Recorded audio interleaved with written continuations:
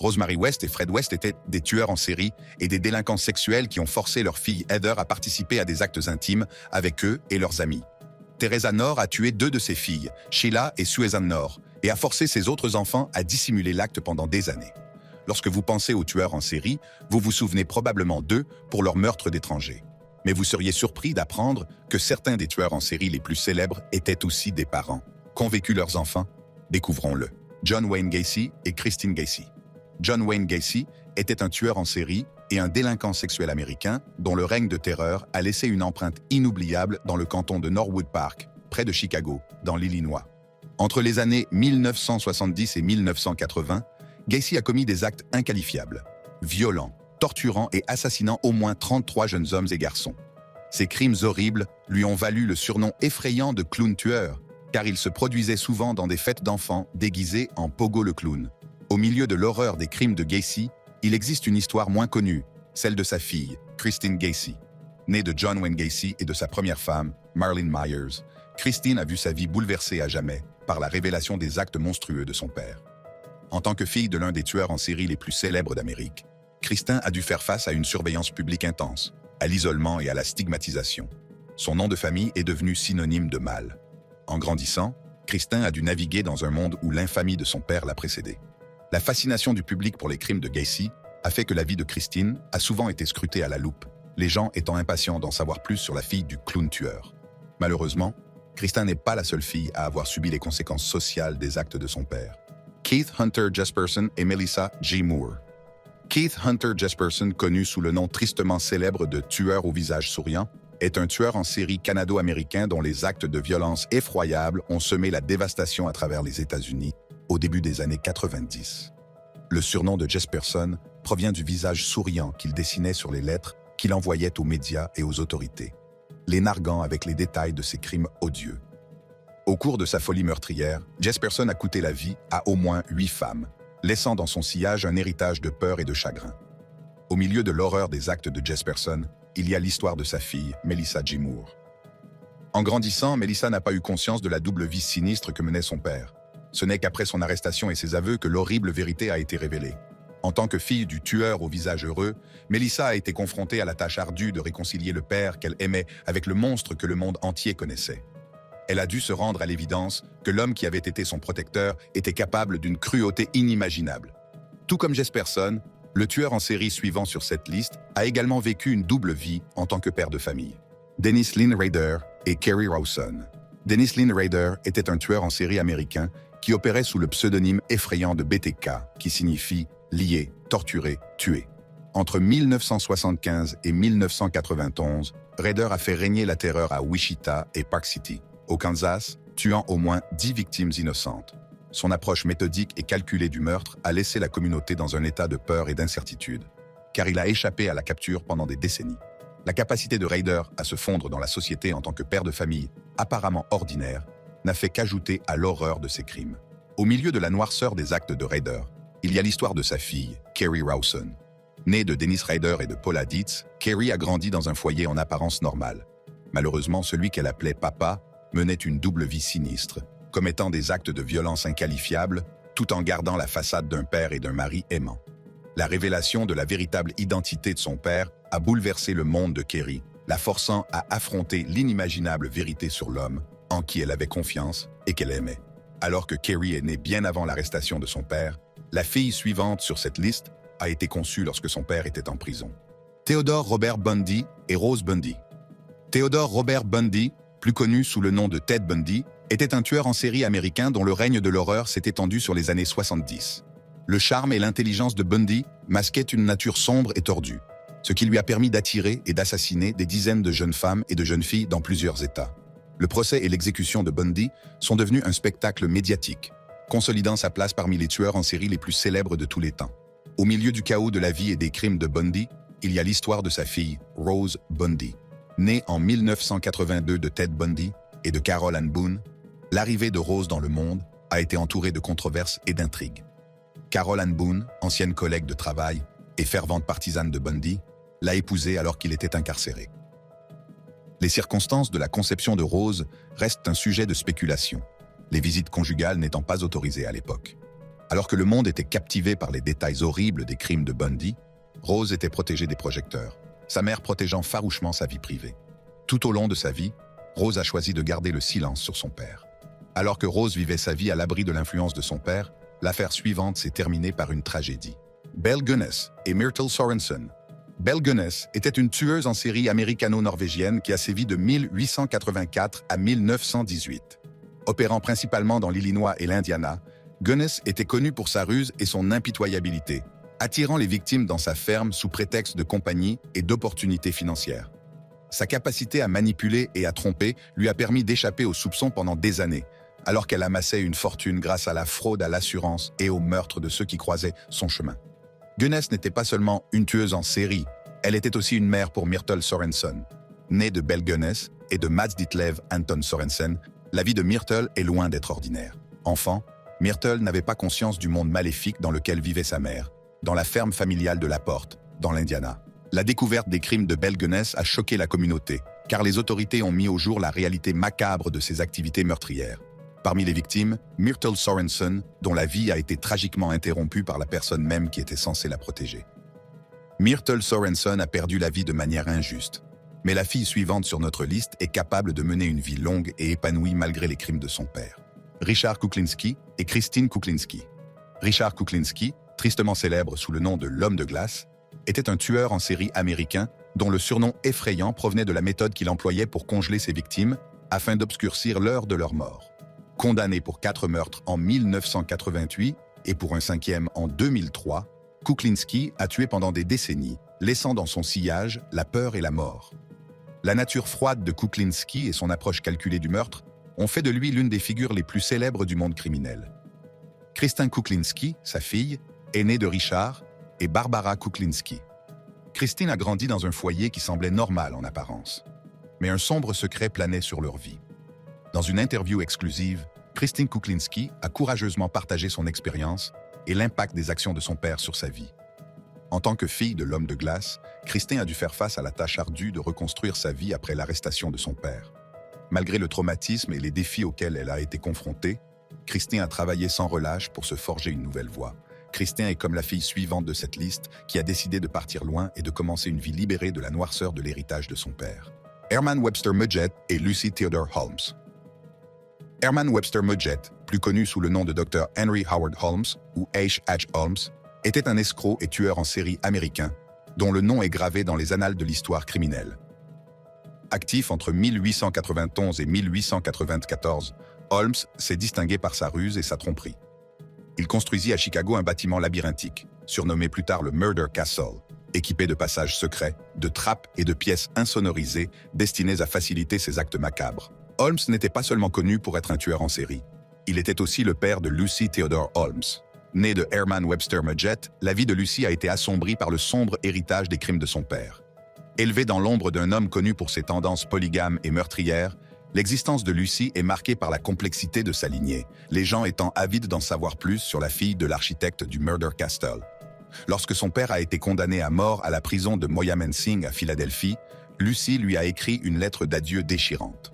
On ne sait pas exactement ce qu'il est advenu de Lucy après son départ de la région, mais la fille suivante sur cette liste s'est mariée et a eu une famille heureuse.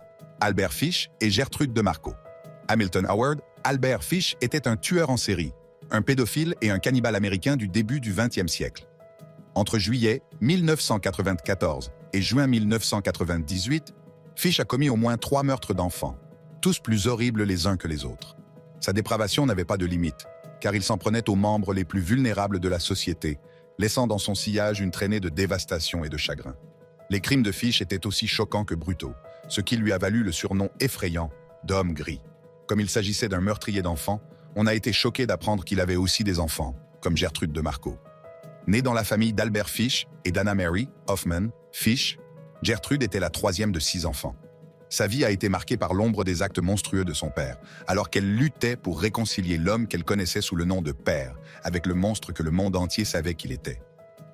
Le 17 décembre 1922, Gertrude a épousé John M. DeMarco, en quête de stabilité et de normalité malgré le chaos engendré par l'infamie de son père. La fille suivante sur notre liste n'avait pas seulement un père tueur en série, mais aussi une mère tueuse en série.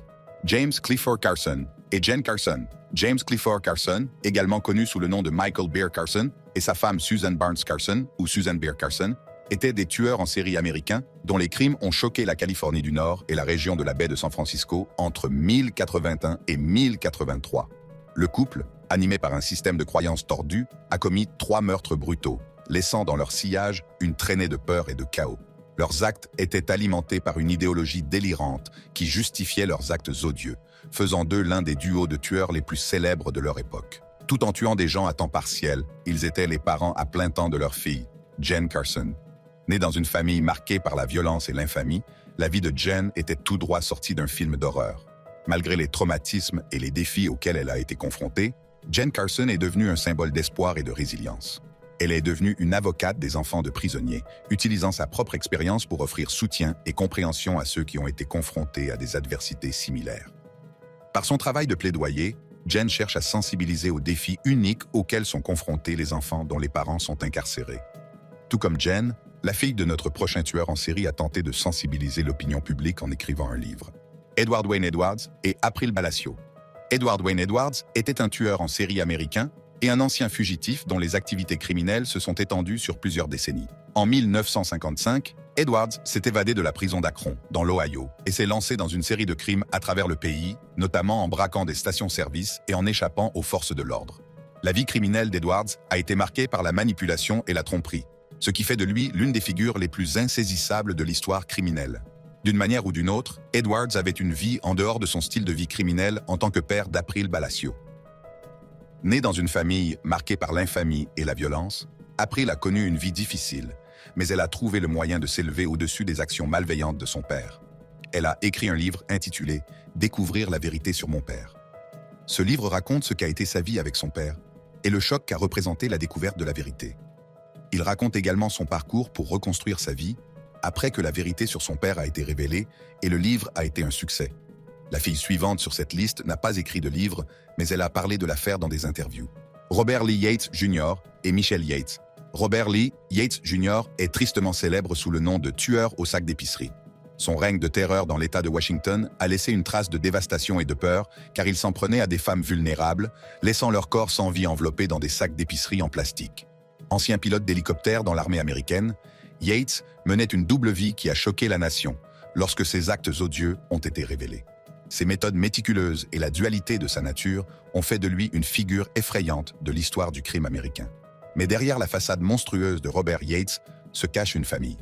Sa fille, Michelle Yates, a grandi dans un foyer apparemment ordinaire, ignorant tout des horreurs commises par son père.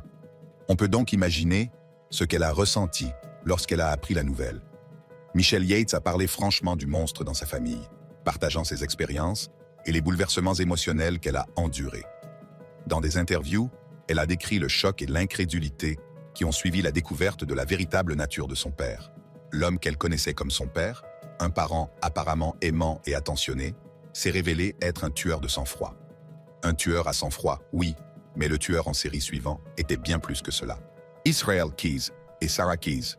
Israel Keyes était un tueur en série américain dont les activités criminelles s'étendaient à l'ensemble des États-Unis. Connu pour son approche méthodique et effrayante, Keyes n'était pas seulement un meurtrier, mais aussi un braqueur de banque, un cambrioleur, un pyromane, un kidnappeur et un délinquant sexuel. Son règne de terreur a laissé une trace de peur et de dévastation, puisqu'il a commis au moins 3 meurtres et des dizaines d'autres crimes entre la fin des années 90 et février 2012. Les crimes d'Israel Keyes se caractérisent par leur planification et leur exécution méticuleuse. Il voyageait souvent à travers le pays, choisissant ses victimes au hasard et utilisant des kits de mise à mort qu'il avait enterrés à divers endroits pour accomplir ses actes horribles. Cette méthode lui a permis de ne pas être repéré pendant des années, car il ne laissait aucune trace de sa présence sur les lieux des crimes. Dans l'ombre des actes horribles d'Israel, Keyes se tient sa fille, Sarah Keyes, une jeune femme propulsée sous les feux de la rampe par la notoriété des crimes de son père. La vie de Sarah a été bouleversée à jamais par la révélation de la vraie nature de son père. Malgré l'héritage de son père, elle a réussi à mener une vie paisible et prospère, contrairement à la fille suivante qui a été prise en flagrant délit de vol à l'étalage pour nourrir ses enfants. Arthur Shawcross et Margaret Deming. Arthur John Shawcross, tristement célèbre sous le nom de « tueur de la rivière Genesee », a jeté une longue ombre sur Rochester, dans l'État de New York, avec sa série de meurtres effrayants. Actif de 1972 à 1989, le règne de terreur de Shawcross a plongé la communauté dans la peur et l'incrédulité. Ces actes horribles, qui visèrent des femmes vulnérables, ont été marqués par une brutalité qui a choqué la nation.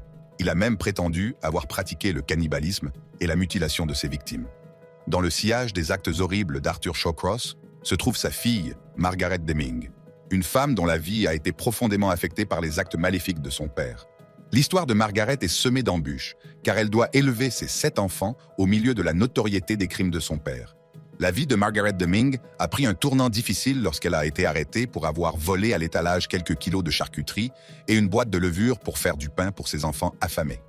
Malgré les crimes horribles commis par son père, Margaret a choisi de maintenir une relation avec lui et a même parlé publiquement de leur lien. Alors que Margaret a pris la décision de maintenir une relation avec son père, la fille suivante sur notre liste a connu une mort tragique. Frederick Walter Stephen West et Heather Ann West. Frederick Walter Stephen West était un tueur en série anglais dont les actes horribles ont laissé une cicatrice permanente dans le Gloucestershire. Entre 1967 et 1087, West, souvent en collaboration avec sa seconde épouse, Rose West, a commis au moins 12 meurtres. Leurs victimes, pour la plupart des jeunes femmes, ont été soumises à des tortures inimaginables avant de connaître une fin tragique. La maison des West, située au 25 Cromwell Street, est devenue tristement célèbre sous le nom de Maison des Horreurs, où nombre de ces actes odieux ont été perpétrés. Il était difficile de croire que des personnes capables d'actes aussi horribles étaient en fait les parents de Heather Ann West. Née le 17 octobre 1970 à Gloucester, dans le Gloucestershire, en Angleterre, la vie d'Heather a été tragiquement interrompue lorsqu'elle est décédée le 19 juin 1987 dans la même ville. L'histoire d'Heather est celle d'une innocence perdue, car elle est devenue la victime des actes monstrueux de ses parents. La découverte des restes de Heather dans le jardin du 25 Cromwell Street a marqué un tournant dans l'enquête sur les crimes des Wests. Sa mort a d'abord été considérée comme un cas de fugue. Alors que Heather a connu une fin tragique, la fille suivante sur cette liste a témoigné contre son père, se libérant ainsi de son joug. Donald Henry Pee Wee Gaskins Jr. et Shirley Gaskins. Donald Henry Pee Wee Gaskins Jr. était un tueur en série et un violeur américain originaire de Caroline du Sud. Connu pour ses méthodes brutales, Gaskins a poignardé, abattu, noyé et empoisonné plus d'une douzaine de personnes, laissant un sillage de terreur dans son sillage. Son règne de violence s'est étendu sur plusieurs décennies, faisant de lui l'un des criminels les plus célèbres de l'histoire des États-Unis. Henry avait une fille, Shirley Gaskins, qui n'a pas été épargnée par les horreurs des crimes de son père. À l'âge de 25 ans, Shirley a dû prendre une décision déchirante en témoignant contre son père, sachant qu'elle l'enverrait sur la chaise électrique. Malgré l'amour qu'elle lui portait, le témoignage de Shirley a été déterminant pour mettre fin au règne du mal de son père. Le courage dont elle a fait preuve en s'opposant à son père met en lumière les émotions et les défis complexes auxquels sont confrontées les familles de tueurs en série qui naviguent dans un monde à jamais transformé par les actes de leurs proches. Le bouleversement émotionnel que représente la réconciliation entre le père aimant qu'elle a connu et le monstre qu'il était réellement est un combat qui continue de la hanter des années plus tard. Alors que Gaskins a aimé des dizaines de personnes, le tueur en série suivant a été responsable de plus de 200 morts. Harold Frederick Shipman et Sarah Shipman. Harold Frederick Shipman, médecin généraliste anglais, est considéré comme l'un des tueurs en série les plus prolifiques de l'histoire moderne. Sur une période d'environ 30 ans, on estime que Shipman a fait 284 victimes, laissant un héritage effrayant de morts et de tromperies. Pendant plusieurs décennies, Shipman a administré des doses mortelles de diamorphine à ses patients, pour la plupart des femmes âgées, sous couvert de soins médicaux. Sa position de professionnel de la santé de confiance lui a permis de commettre ces actes odieux sans être détecté pendant des décennies, ce qui a rendu ces crimes d'autant plus choquants. Les crimes de Shipman sont passés inaperçus pendant des années, ce qui lui a valu le surnom de Dr. Death. Cependant, en 1998, un chauffeur de taxi local, John Shaw, a commencé à se méfier du nombre élevé de décès parmi les patients de Shipman. Les inquiétudes de Shaw ont déclenché une enquête qui a finalement révélé les crimes odieux de Shipman. Tout en tuant des gens pour le plaisir, Harold a eu une fille nommée Sarah Shipman. Née le jour de la Saint-Valentin à l'hôpital général de Harrogate, la vie de Sarah a été à jamais influencée par la révélation de la véritable nature de son père. Pour Sarah, la découverte des crimes de son père a été un choc dévastateur, car elle a toujours connu un père gentil et attentionné. Alors que Shipman tuait des inconnus, la tueuse en série suivante s'en prenait à sa propre famille. Harold Frederick Shipman et Sarah Shipman. Harold Frederick Shipman, médecin généraliste anglais, est considéré comme l'un des tueurs en série les plus prolifiques de l'histoire moderne. Sur une période d'environ 30 ans, on estime que Shipman a fait 284 victimes, laissant un héritage effrayant de morts et de tromperies.